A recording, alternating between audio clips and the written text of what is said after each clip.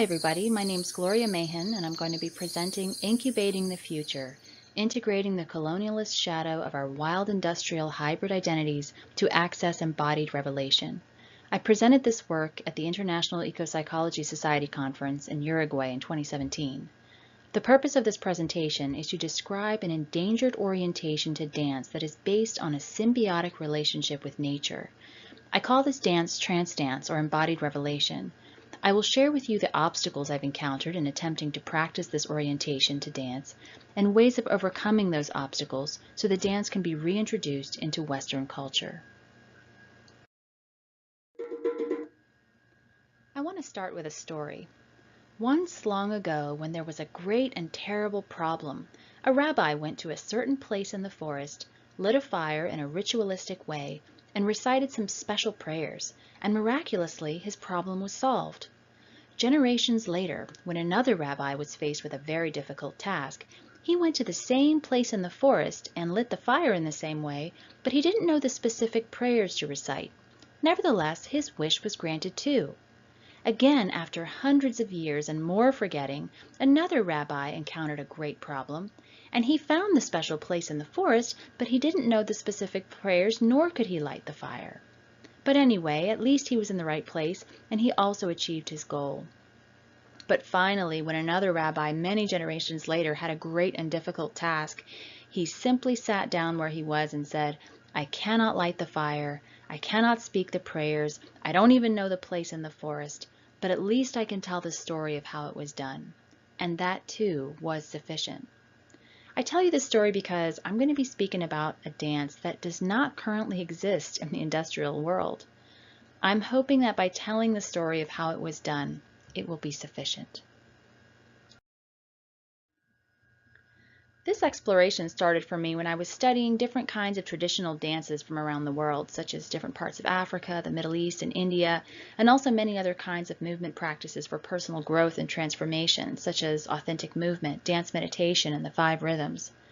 I realized that each of the different dance forms I was learning had unique goals and intentions, and I wanted to map them out so I could distinguish them in my personal dance practice. I identified 9 different orientations, and I named them using words that seem most fitting to me. The orientations can be broken down into 3 categories: the upper world, which is mainly focused on a universal or unifying reality, the middle world, which revolves around human communities, and the underworld, which deals with the forces of nature. Trance dance, or embodied revelation, the focus of this talk, is the last of the 9 orientations. I'm going to briefly describe each of these orientations to distinguish trance dance from the other orientations. The first 3 are the upper world orientations: meditative, ecstatic, and mystical. In the meditative orientation, the focus is on actively calming or concentrating the mind. A good example of this would be Tai Chi. This type of practice mirrors the harmony of nature and helps us as humans to align ourselves with that harmony. The ecstatic orientation is a surrender to the pulsing generative force of life. It helps to eliminate feelings of psychological hunger, which is the root of consumer culture.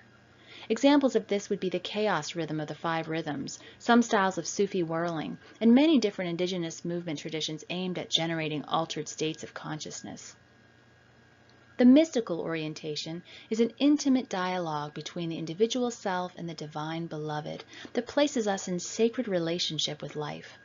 Examples of this orientation include praise dance and several forms of sacred devotional dances in Eastern polytheistic traditions.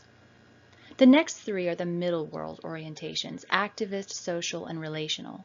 The activist orientation communicates an important message in order to bring about a necessary social change. Some modern dance, hip-hop, and Buto could fall into this type of practice. The social orientation celebrates the diversity within a human community and teaches us to be inclusive so that we can function sustainably. Folk dancing and dance celebrations are the hallmarks of this orientation.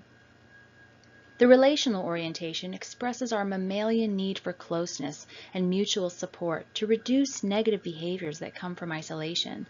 Examples of relational dancing would include contact improvisation or tango.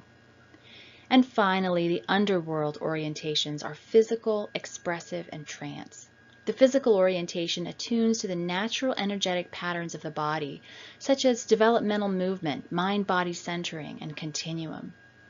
The expressive orientation invokes healing experiences that nourish the soul and transforms our wounds into strengths to offer the world. Examples of this dance style include authentic movement and body tales. The trance orientation is based on an intimate human-earth covenant that is mostly extinct in the industrialized world. When this covenant is intact or repaired, the trance orientation culminates in a direct interaction with nature. So what exactly is the trance dance orientation?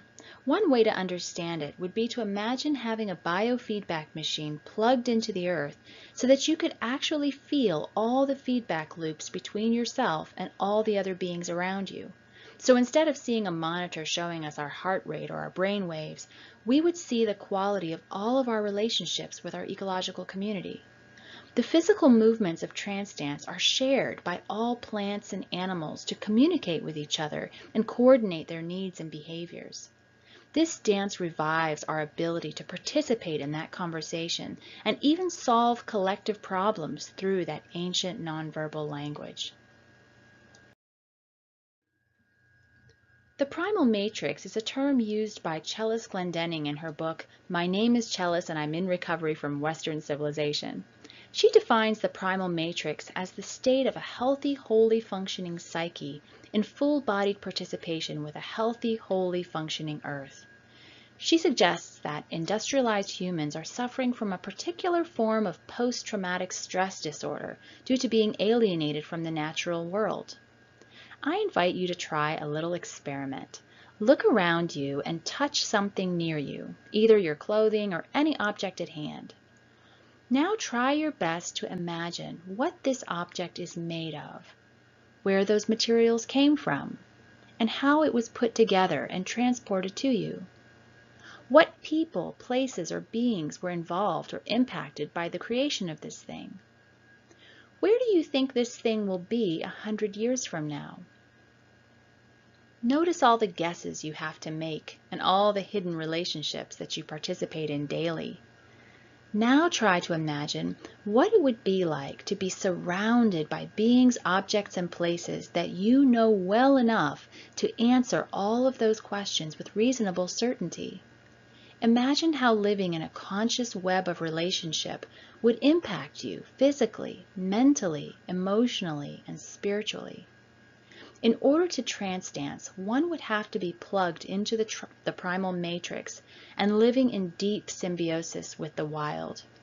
Even though most of us are far removed from our indigenous knowledge of our ancestral lands, I believe that the primal matrix is natural to us, and that if we were to remove the obstacles and pollutants in our psyche, trance dance would emerge naturally. For most of my life, I've thought of myself as someone who cares deeply about the environment and is trying to heal myself and others. But when I tried to access this orientation to dance, I began to have a strong sense of cognitive dissonance as I became more aware of my behavior and realized that my relationships with nature were mostly superficial projections and actually quite harmful. Every other dance orientation seemed to accommodate this hidden truth, but with trance dance, it was impossible to ignore.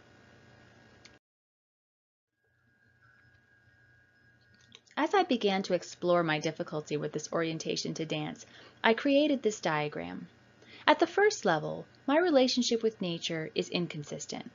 While I've tried to seek healing from nature and try to express my love for nature through activism, I continually participate in destructive industries that are the primary cause of the split between humans and the rest of the ecological family. Next, I distracted myself from my inconsistency by blaming others for my predicament. For example, even though I use a gasoline-powered vehicle, I would still blame oil companies for the environmental problems caused by fossil fuel consumption.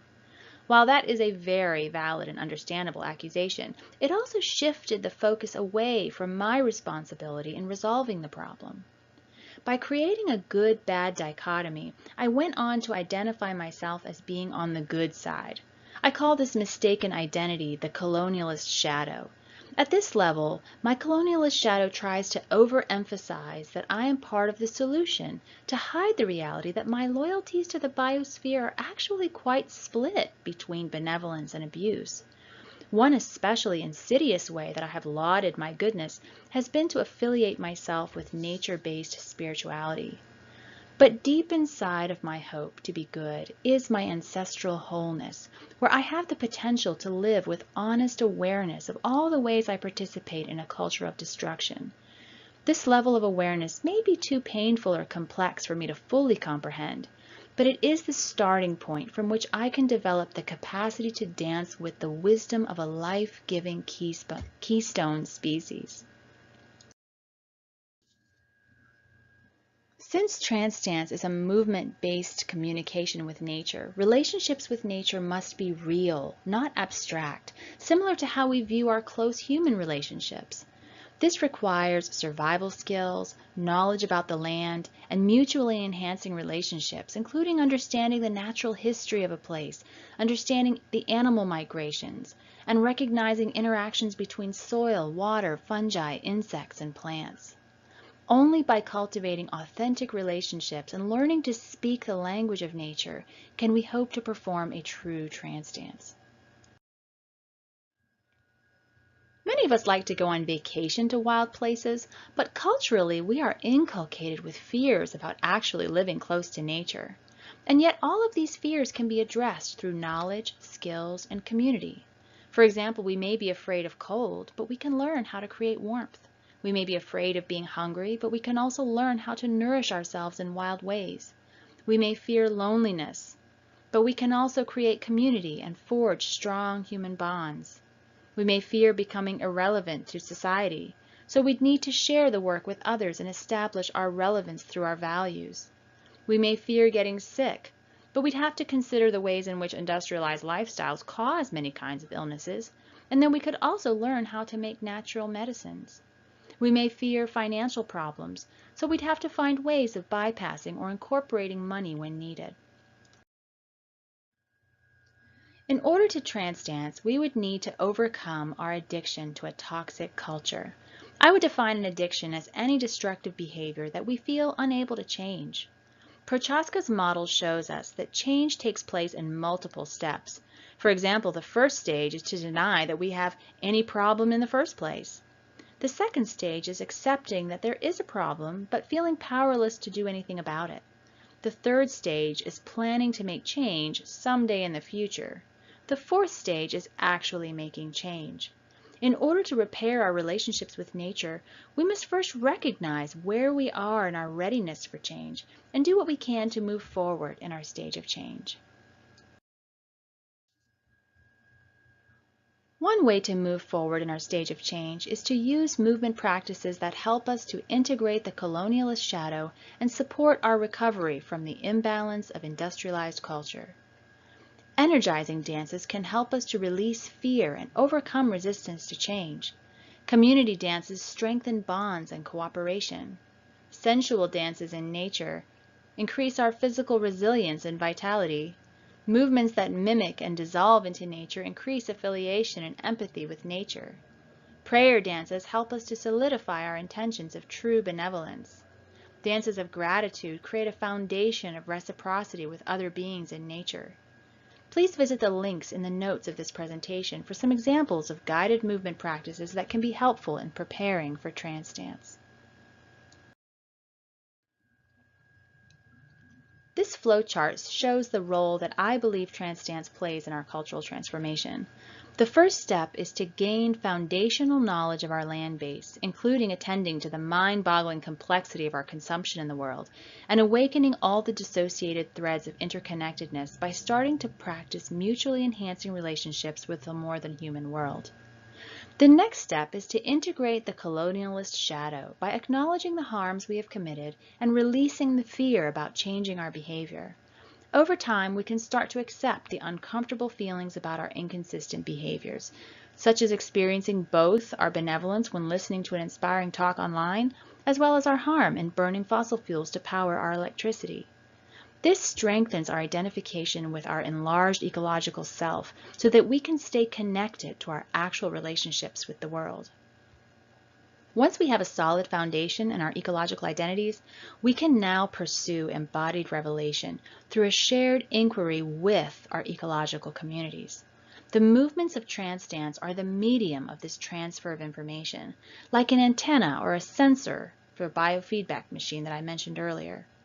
Rather than trying to fix ecological problems as an outsider to the natural world, we can exchange insights and innovations that will be more likely to bring greater health and balance since they are coming from within the system itself. Finally, the rewilding of culture can occur as the seeds of new cultural directions begin to sprout. We will need creativity and daring to act on the visions we receive through trance dance, and follow through by experimenting and researching our findings with diligent effort.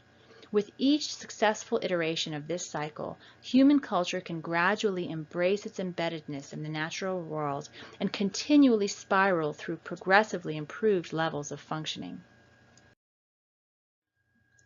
Extensive archaeological records show how humans have thrived in nature-based communities for millennia, but now most of them are extinct or critically endangered. With few models to learn from, we are faced with the task of creating new communities with nature-based cultures. I see trance dance as one piece of a cultural revolution that must take place before we destroy ourselves and our beloved world. I have heard it said that in order to help someone abstain from a drug, you have to replace it with an experience that is more powerful than the drug. My hope is that the joy of living with conscience according to our sacred covenant with our land base and regenerating our primal matrix in soul-nourishing communities is an experience that will be more powerful than the drug of our current civilization. Some of the ideas I've presented here seem to be recommending that we go back in time, but I prefer to see it as moving forward into a more sophisticated and evolved relationship with our world. We must redefine progress, not as an excuse for ecological abuse, but as an achievement of cultural maturity and wisdom. Well, that concludes this presentation. Thank you so much for your attention, and I wish you all the best in your personal healing and in your contributions to making the world a better place. We need every single one of us to heal this world together.